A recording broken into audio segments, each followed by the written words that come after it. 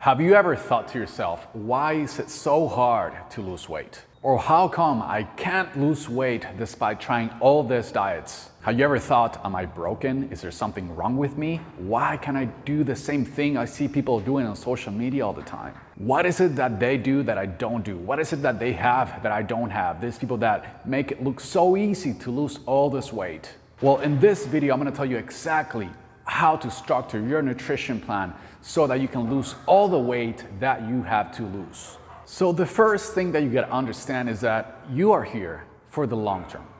If you wanna lose weight, you wanna do it forever. There's no point in losing 30 pounds, 50 pounds, 70 pounds in a couple months just to regain it back soon after that.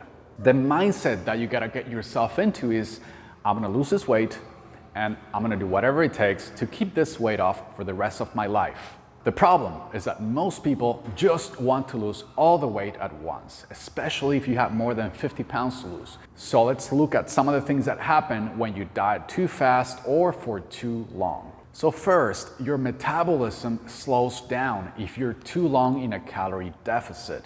And that just makes fat loss harder because the more your metabolism slows down, the more of a deficit you gotta create and the harder it's gonna be to lose weight. Which leads to the second point. Your cravings get out of hand. When you're on low calories for a long period of time, there will be a point where you get cravings. It's part of the process. And this is your body trying to take you back to the old weight, trying to prevent the weight loss to happen. Cravings are just a defense mechanism because back when we were nomads, if you were losing weight meant that you had a chance to die. So we got cravings to eat food and not lose any weight.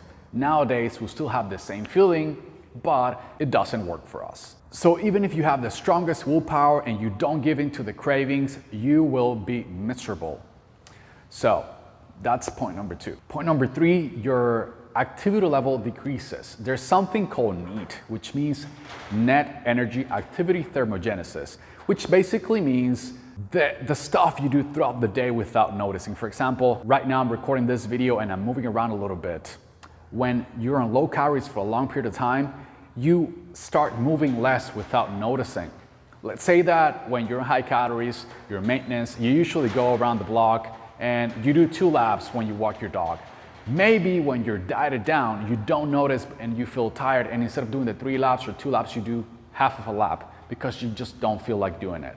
So automatically, as another defense mechanism, you move less. And when you move less, remember, this is without noticing, you burn fewer calories, which makes fat loss and weight loss harder because you gotta create, again, a larger of a deficit. You gotta eat fewer calories. Also, your stress hormones get out of whack, your cortisol levels increase, which also triggers hunger.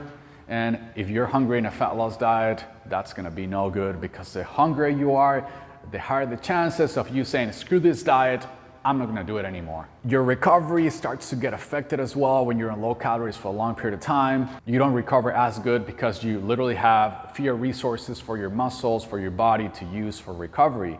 You get cranky, you get moody, your sex drive gets slower as well when you're on a fat loss diet for way too long. And it generally becomes really hard when you wanna do a very long fat loss diet when you're trying to lose all the weight at once.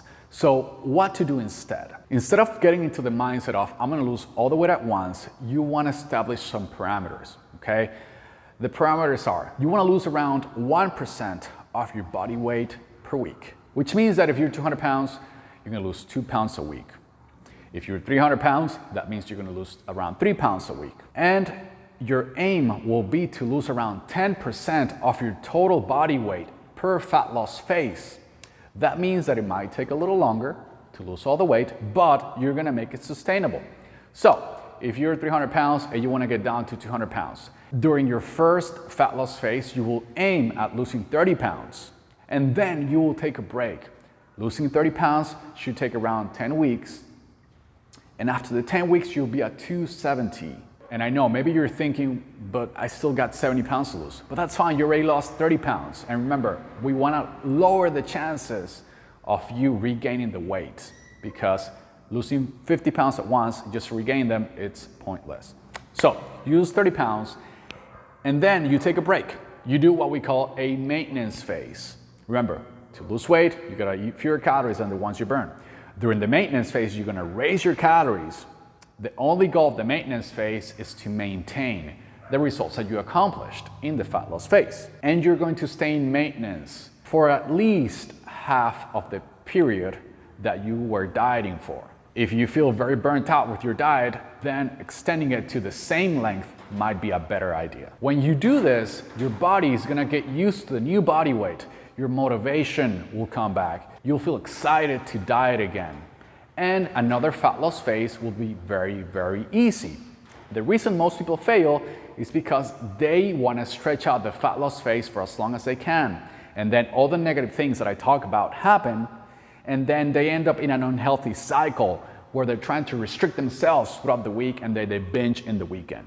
You don't want to get to that point. So before you get to that point, you finish the diet, raise your calories, you take a break, you eat at maintenance, you have fun, and then once you feel excited, motivated, and ready to diet again, you start another fat loss diet. And you might be thinking, how will I know when I'm ready to diet again?